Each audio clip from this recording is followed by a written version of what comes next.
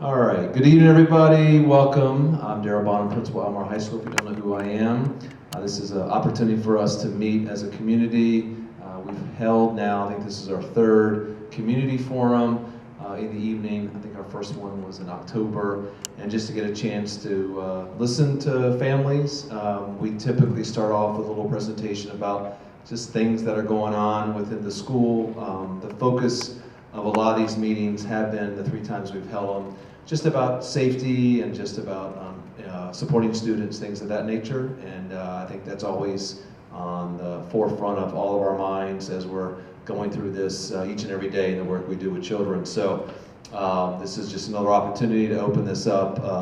We'll be filming this presentation as well and sending it out to the community, so those who are not here this evening get a chance to hear a little bit more of what we're doing. So I'm going to get right to it, talk a little bit about the purpose. Obviously, it's a family and community forum. It is to get updates on the current state of AHS, to celebrate some successes together, and also is to listen to others to brainstorm some ideas, because it's not always us that have all the answers, from the experiences of students and families, to learn more from them and staff as well. Just from previous meetings, these are some of the topics that popped up that we continue to look at many of them as we try to improve the work we're doing at Albemarle.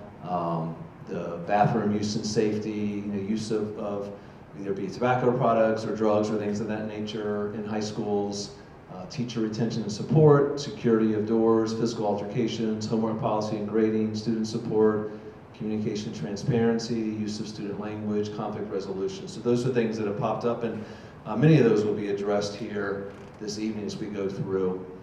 Here's really the agenda for tonight, doing some introductions. We have some guests here tonight that we are excited to have as part of the work that we're doing here at Albemarle. And I'll get to those 2 individuals in a second. And then towards the end, we're going to talk about a little bit about student voice and what that looks like, and some of the opportunities we're creating for students. A joint county partnership on safety that we had just most recently.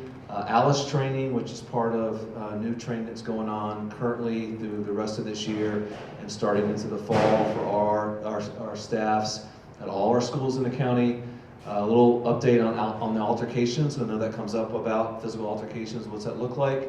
And then a little information about the bathroom update. So I'm going to turn it over right now. We are fortunate, and I guess over a month now ago, we hired a brand new position that's part of what we do at Albemarle High School. And with the support of the division, we're able to bring in a new role called Dean of Students. Jason Lee is that person acting in that role. We're excited to have him here for a number of reasons. For one, he worked at Albemarle as an administrator several years ago, has many years of administrative experience in multiple divisions across the state and across the region. And most importantly, has a keen eye on student success and student interventions and the work he does to work with partnerships with families, students, staff, and so forth. And so we're excited to have him here in a new role, and I'd like to introduce him and give him a chance to talk a little bit about the work he's doing as he started to kick off his new job title here at Albemarle. So, Mr. Lee.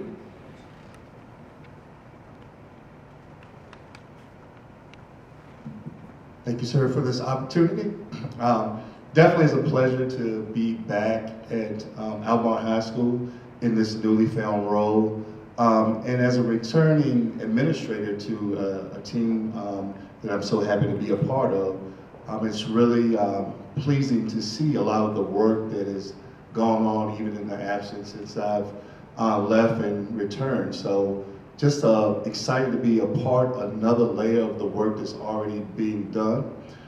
In this particular role that I'm in, part of my job is to try to be preventive in measures and to also be restorative, trying to figure out the needs of students and also using basically best practices, research-based practices, and data-driven decisions to kind of find the needs of our students and help to assist. Also see myself as kind of a liaison or a bridge where I connect the dots with several services that are in the building, and just kind of that bridge to administration. A lot of times our administration, they're working hard, they care for kids, but sometimes the volume, there's just too much to do and not enough time. So just to be a part of that team and to be able to do whatever's needed for me, for the students in the community is my focus.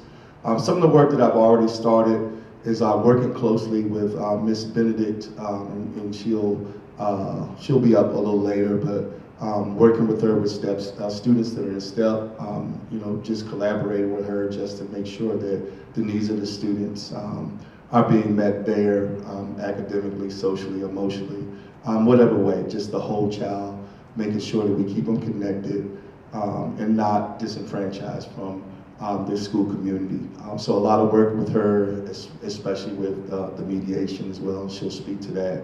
But again, just being that bridge between students, teachers, school counseling, and the stakeholders, families as well. So working to really try to reestablish some relationships with some of the students. Luckily, I was here several years ago, 3 years, so the freshman class that were freshmen then, they're seniors, so I get to see some of them kind of get sent off and reestablish relationships with them as well. I would say already we're doing some restorative practices, and if people don't really know what that means, you know, restorative practices are, sometimes there are some discipline issues, and we try to make sure that we are thoughtful about keeping those students engaged while we're dealing with some of the discipline issues, but actually identify how we can support them in any way possible.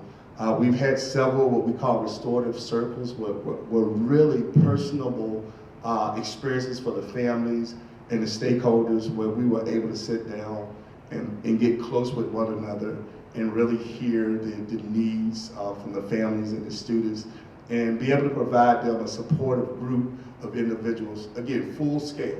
We're bringing everyone to the table, again, as a group, again, with the student in the center of all of the work, and just trying to continue to guide them and help them to be restorative, to understand, hey, how do I change and how do I really grow, so we can see the growth and development for years to come. So just excited about the work. As I spoke to individuals earlier today, it's a work in progress. So I said, be patient and also participate. So again, families, community, whoever, like, we want to engage everyone. Like, I'm here to help engage, to more engage, to be available, to be a resource to families and students. And the patient piece, there's a lot of ideas as this grows and develops, and we're open to all of those ideas. And again, we're researching, we're doing things, so there's more to come, but I'm really excited about the growth and the impact we'll have on students for a long time to come. Mr. Bonham, thank you. Thank you, Mr. Lee. We're so excited to have you back as a patriot. I know, the Dean of Students role is not necessarily one new to, across the country in different school divisions. Some employ that position, and having some of those guidelines as to some of that role is a key as a starting point. So we just didn't make the position up. There's some guiding practices that we're using to work with that. And as Mr. Lee said, he's got a good start in implementing some of those. And I think it gets right to, right below his name, which talks about intervention of students, and I think that's the part that's most critical is, if you're just looking at a community, I always say Albemarle is a small city. Every single day, over 2,000 people walk in here. It's a very robust, active place, and you don't have 2,000 people in a building, especially with young people, without things you have to work through, right? Conflict, just disagreements. It could be a number of things, academic support, things at home. There's just a lot that impacts each and every student, and sometimes those manifest themselves in ways that we have to have adults to really get involved and dig in. And I think that's where Mr. Lee really comes in, that idea of sitting around and really focusing in on the individual. It's not always about things that have gone bad. Sometimes it's just somebody who needs some support. And part of that too is really creating a roadmap of what interventions look like in our school. So interventions could be anywhere from academic support, social, social-emotional, mental, physical, could be even based on needs at home that come about. Academics certainly be a big part of that. And one of the interventions that I want to address tonight, we're also lucky to have this person as part of Albemarle's team. Michelle Benedict is a science teacher here, but when we implemented a new program called STEP, and she'll talk about that in a few minutes, several years back, we needed somebody that was really in the business of working with students and trying to get them back on track. As you can imagine, there's a lot of conversations centered around suspensions, and I think anybody in the room would say if you suspend a student out of school, even though we know sometimes that's necessary to do, it does not help their academic progress. In fact, it's probably a student who's disconnected to school that may be in that situation for what they've done, and next thing you know, they're out 5, 10, who knows how many days, and they can get even more disconnected. So how do you really work with students to keep them back connected? So we developed the STEP program. It was originally modeled at Journey Middle School, and now it broadened out to the rest of the middle schools and high schools especially, and we tapped Michelle as one to do that, not because she's a science teacher, but because she's an educator that works well with kids, and she actually had some mediation training as well, and restorative practice training. And so those were two unique skill sets that I think really work really well when you get kids trying to re-engage them back into a school community. So I'm going to let Michelle come up and talk a little bit about the STEP program that she works through and helps oversee, and then some of the mediation services that she's helped lead here. I can get your slides. Oh, thanks. Thank you, Michelle. Thanks for that nice introduction, Mr. Bonham. I have a slide deck. And so the first thing, hi, I'm Michelle Benedict. The first thing we'll talk about is the STEP program. It stands for Short-Term Education Plan. And just a little bit about this. It's an alternative to out-of-school suspension for students who get in trouble. They're usually assigned to STEP for 1 to 10 days, in which is determined by the principal or assistant principal or dean of students. So to give a little background about what STEP is, it's an opportunity for students to come in. A lot of the students need extra support. So instead of giving them out-of-school suspension where they're at home and they don't have access maybe to the internet, or they don't have access to the materials, they come into the school, and so we can provide academic support, whatever that looks like. So it might look like peer tutor, we have counselors, we have other people that come in, and they can help facilitate and help the student get all the, as Mr. Lee was saying, looking at the student as a whole student and trying to help them with any hurdles that they might have. So there's some mindfulness-based practices that we sometimes do, definitely some restorative justice practices, like mediation if there's been an altercation or there's a conflict, even if it's a smaller conflict, and it's tailored to the needs of the student. So STEP is from 11 a.m. until 2:15 every day. There's transportation available if they need it. And we meet in a regular classroom with me, and then there's peer tutors that come in, which is really great when they're open to having a peer tutor come in to help them and support them. Particularly, it seems like in certain areas like math and history, sometimes they need some additional support. So this is kind of what goes out to the teachers and what they have a chance to fill out. So the students have an opportunity to look and really have some specific links to what they're missing, what the teacher feels they're missing, those essential assignments that students need to have to pass for the quarter or the semester. And I ask for very specific links because one of the problems often is that students have 8 teachers that use Schoology differently. So this is a way to kind of streamline that. I know what they need to do, the student knows what they need to do, and it gives the student some power over what needs to get done. Everybody can edit this document, and so they can check off as they go through and do their work. So I found that this is the second year that we've used this kind of format, and it seems to work well for the majority of students. So to pivot a little bit into AHS mediation, over COVID, I decided that I needed some skills, so I took some classes at Eastern Mennonite University and completed a restorative justice and education certificate.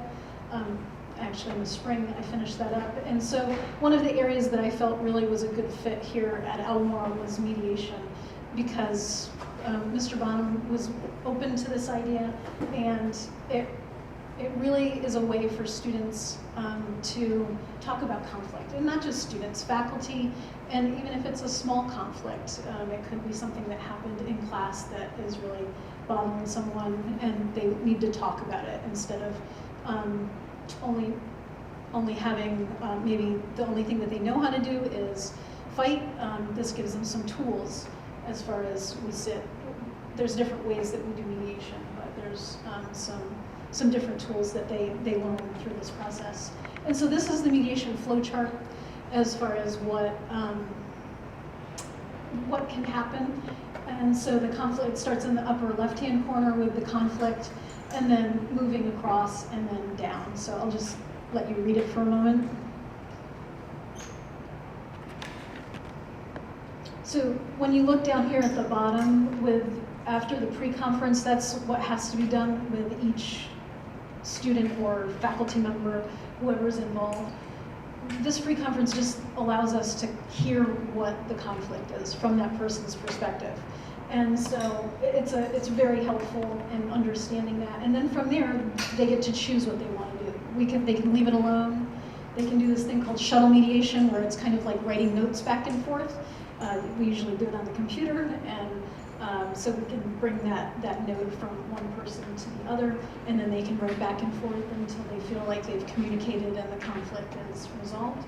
Or we can do face-to-face mediation, where we sit in a circle, and we have it's a structure that we use to talk through the conflict. And then the solution isn't something that I come up with or the administration comes up with. The solution is actually motivated by whoever's in the conflict. It's not, my role is to create a container for them to have a conversation, and the solution is their solution, like whatever they feel from however many parties there is in the conflict. They come up with whatever that solution is.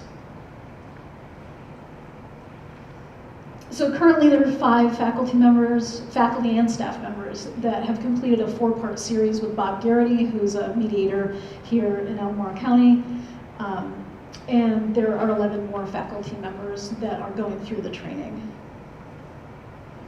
So the long-term vision is that we continue to encourage faculty to do this kind of conflict resolution in their classroom. We created cards with some questions. We'll get to those questions at the end, but it's something that there's a little hole, so on our hang tag, we can have those. Because in a conflict, when something happens and when we get angry, it's hard to remember all those questions to ask. So they're right on our lanyard, and people can look at them and ask those questions a little easier.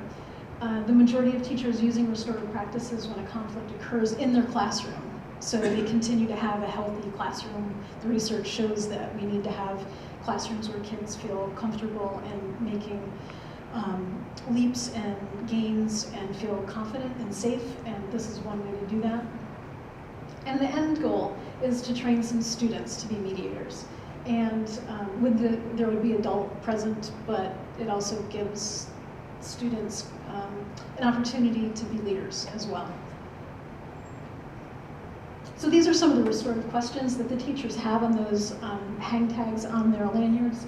And so these are questions for someone who did the harm. So if there was a fight and there was a definite person that started the fight, just talking through it and seeing from their perspective what happened.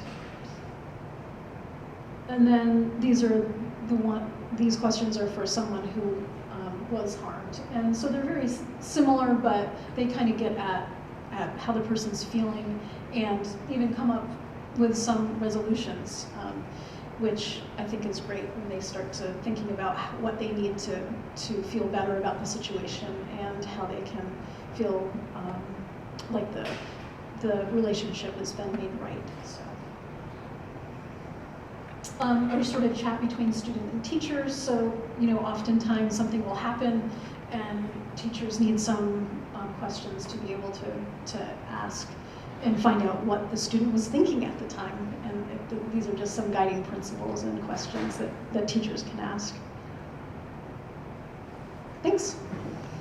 Thank you, Michelle. This is really powerful work, but I also want to emphasize the fact that it's not just done by chance, right? This is research-based. There's training, there's classes that Michelle and training specifically that her team has been a part of. And I think it's, the moving forward with obviously getting the adults trained, and then thinking about what it looks like to have our students have an active a role in that as mediators. And then as important is just language that's used, that teachers, staff, anybody would be in a particular setting with students and have something come about, right, that you need to intervene with, and thinking about what language do you use that really gets to the core to find out where we are. And I know we're always trying to get into resolutions, and the adults always want to be the ones having the solutions.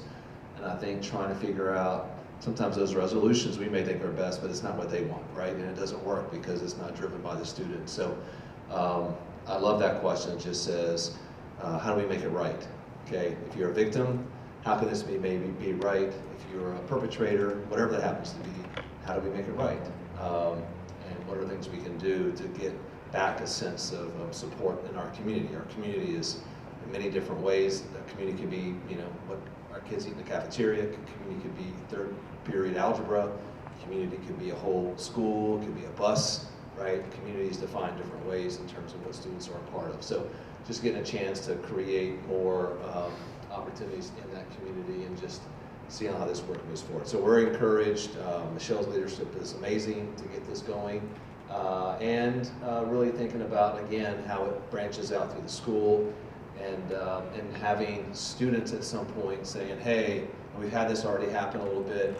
I'm having a situation. I think I need some mediation. Where do I go? And knowing counselors or others can refer that to Michelle moving forward. So. And they're not always like bad things, right? There's simple things that happen. High school relationships break up, right? And two people having a really hard time seeing each other in the school moving forward. They may have a class together, and there's all kinds of ways that it's not about always getting people back together and, and create sometimes that shuttle concept just has everyone understanding the boundaries that we hold moving forward, so we can continue to operate in our world here. So those are exciting things. Again, part of the intervention packet that we have as part of our school. And then transition a little bit to some of the things since our last meeting, because these are things that are kind of ongoing that we're doing.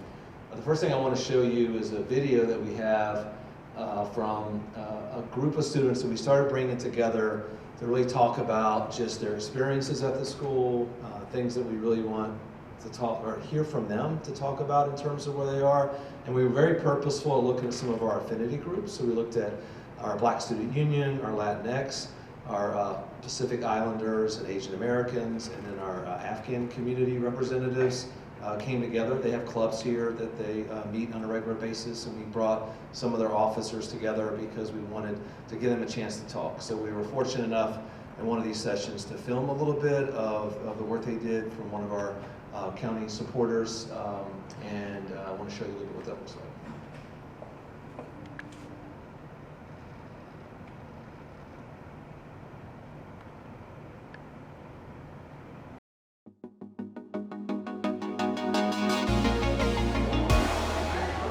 There was some tension throughout the school, and so we wanted to resolve that.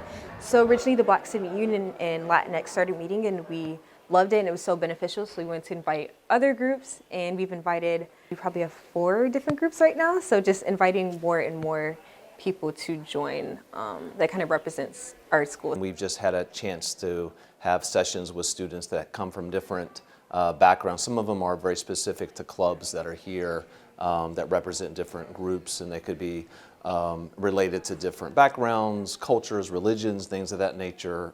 They're student-led organizations, and what we've done is had a chance to have them come together to collaborate a little bit more, but also get a chance to listen to them and hear their voices as we look to continue to improve where we are as a school. Es importante crear una comunidad escolar mejor, con igualdad y respeto para todos los estudiantes.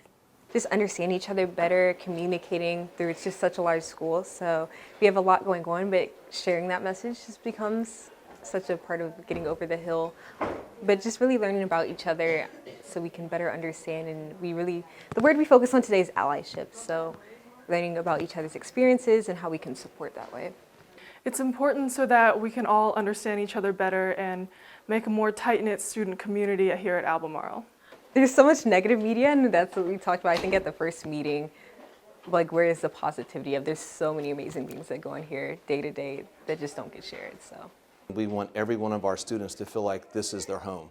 And in some cases, students really feel that way. In other cases, what do we do to try to break some of those barriers that exist where that's not the case? So for us, for me as the principal, it's important for me to hear my students. We have over 1,900 of them, so it's a lot of voices to hear, but it's important to create these vehicles where they can come in and talk to me about their concerns, other staff, and then we can figure out what does that mean in the grand scope of things of what we're doing as a school, and we can relay that to our staff and figure out how does that get into our improvement plans, right, and what we can do to make things better right from the mouth of our students that are experiencing these things. Actually, recently I started working with the African Student Alliance to translate some, well, we have menstrual products in the bathrooms that say like, take what you need, like this is how you can contact us if you need it, but they're in English right now. So we're translating them into Spanish, into Pashto and Farsi, so that everyone in the school can understand what these are for and what you can use them for. I think we're educating each other on what could be solved, just like even small things like this is a stereotype, or this is like how people have been labeled in the past, and how you can reconstruct your mindset to see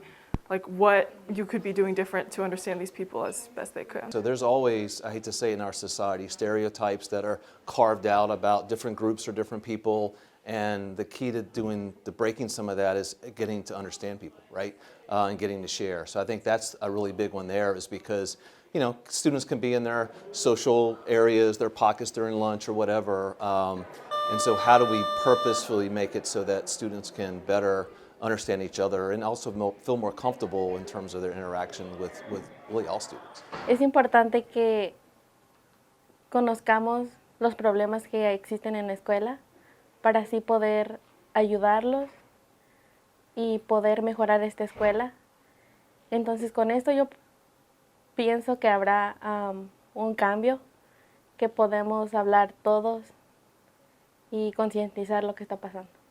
there is a lot of conversation where you can say, hey, I'm feeling this way, this person's feeling that way, but when there's no action behind it, it kind of means nothing. And so when students are continuously feeling unheard or misunderstood, or like there's issues that aren't being resolved, that's what creates that restlessness and that kind of divide. And then even sometimes turn to violence, or students just trying to take matters into their own hands in the wrong way. So we're so lucky to have an amazing principal and admin team that are willing to sit and hear us and listen, so we can find solutions.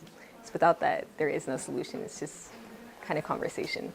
Lo que más me gusta de la escuela es que la escuela te brinda muchas herramientas para estudiar y los profesores siempre están al alcance para ayudarte en cualquier problema que tengas, y también tu consejero siempre está disponible para ti.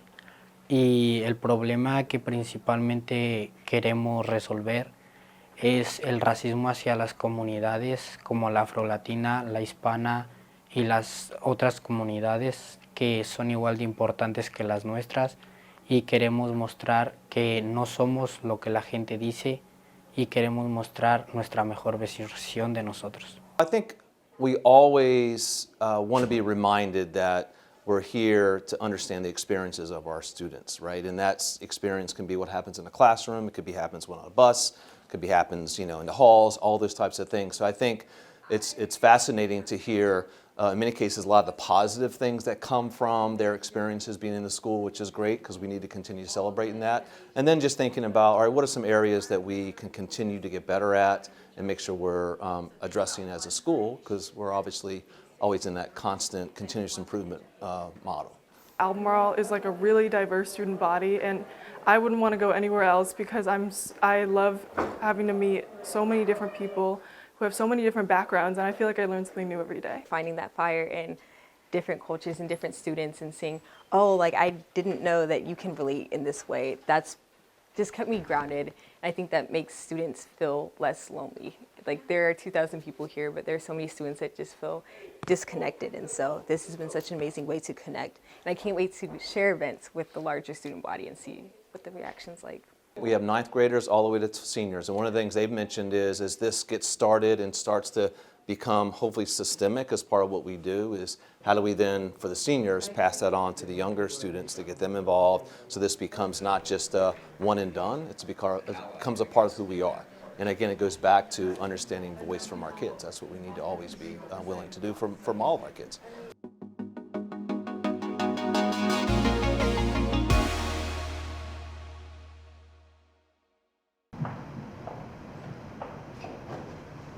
All right, special shout out to Patrick Huddleston for putting this together for us.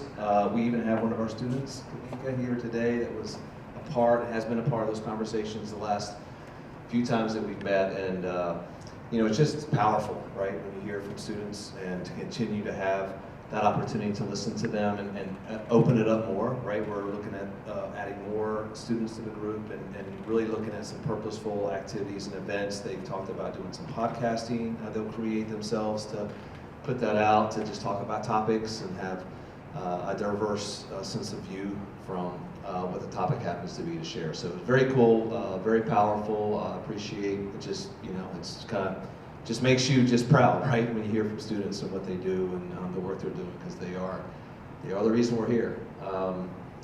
So a couple other things I'll just mention. I want to talk about a joint county partnership on safety. So one of the things that, you know, working in safety within a building is not in isolation of the division, and in our cases also is not in isolation of the county and even beyond that. I was fortunate myself and a number of other principals in the county were a part of a joint collaborative event between county government, which included the schools, and talked about safety overall. It was 2 Fridays we did this in a row. We even had members of Secret Service and Homeland Security come in and kind of give us an overview of just things that are, you know, kind of nationally a part of safety, that not just with schools, but just with, you know, in anything within a community potentially. But then the second day was talking a little bit of very specific about crisis plans and what does it look like in terms of enacting some of that, and as important to that, what is the communication, not just what schools are doing, but how does it work with county government? How does that happen to work with fire and rescue? How does it work with people who may need to enter the building? I mean, there's all these different facets that really are somewhat laid out, but they're probably not discussed as much as we need to. And a product of those meetings is that we're going to meet again and do a tabletop exercise with many of the team that was there from the previous meetings, and then in the future do more very active training to have pretty much these things in line in terms of when things happen and what the communication looks like, where rallying points happen to be. There's all kinds of stuff that comes into working through a crisis that, you know, schools and government and even, you know, happens in, you know, even in community buildings, things of that nature that we all look to address. So that was a powerful piece, and I'm excited that we're able to use some of that to improve current practices, but also think about what that's going to look like in our joint collaboration down the road. And then speaking of that is Alice training. Alice, and we'll go back.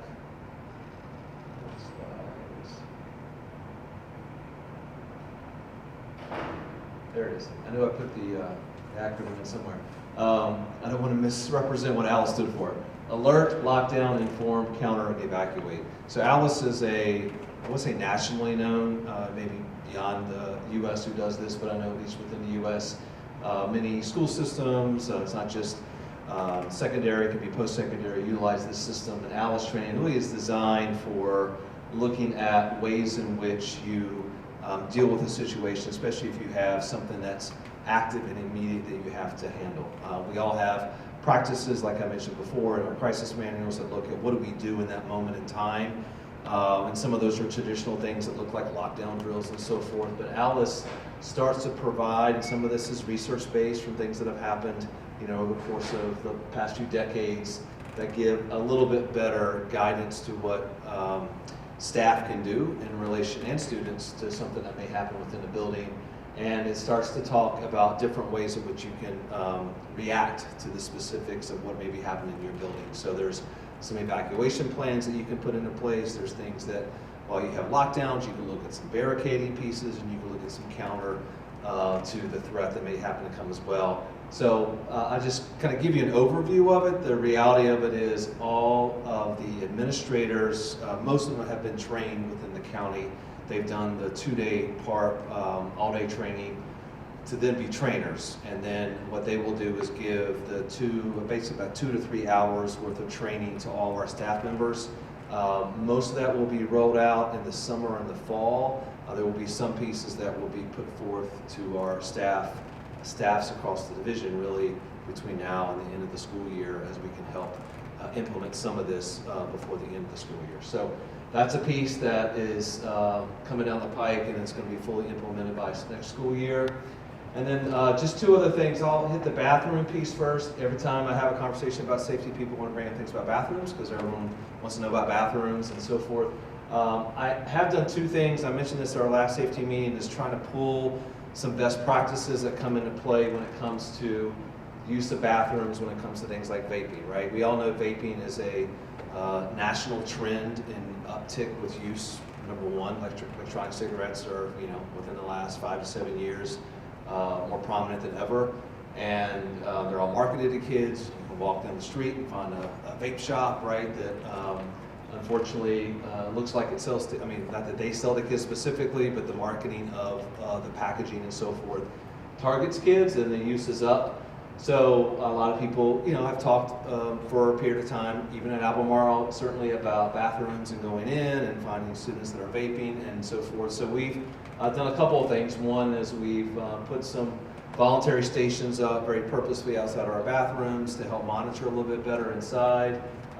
We've also looked at across the divisions, because we're not the only one dealing with this, about what some best practices are that we can deal with. I actually just got an email today that had a report that had been pulled from the division that said, here are some things that other divisions are doing trying to tackle vaping. And I think one of the things that's always important with the vaping part is, there's nobody in this room that didn't probably go to a school that didn't have a kid who smoked a cigarette in a bathroom or something way back in the day, right? Obviously, it's a different day and age. Those are not detectable as much now with vaping. And they're also, I won't say I'm not a medical professional to say they're more dangerous, but there's certainly a lot more uncertainty when it comes to what's in a vape or electronic cigarette, I think, than is maybe even a cigarette, right? Not that any of them are good for you, but trying to figure out how we educate students better. And then the other part to that is a lot of them are using it for coping devices, right?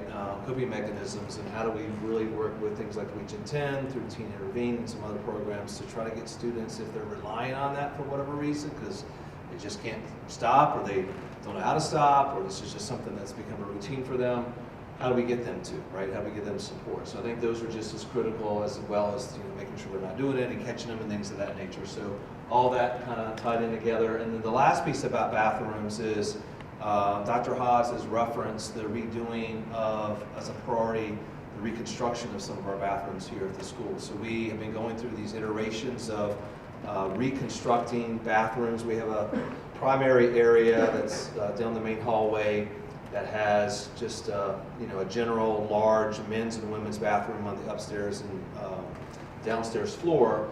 All of those are going to be redone to single-use bathrooms and to provide a way in which, for one, it's privacy, so you don't walk into a large space. You can walk into a very, not huge, but a large enough space where you could be able to use the facility and do that in a way that's more controlled and managed.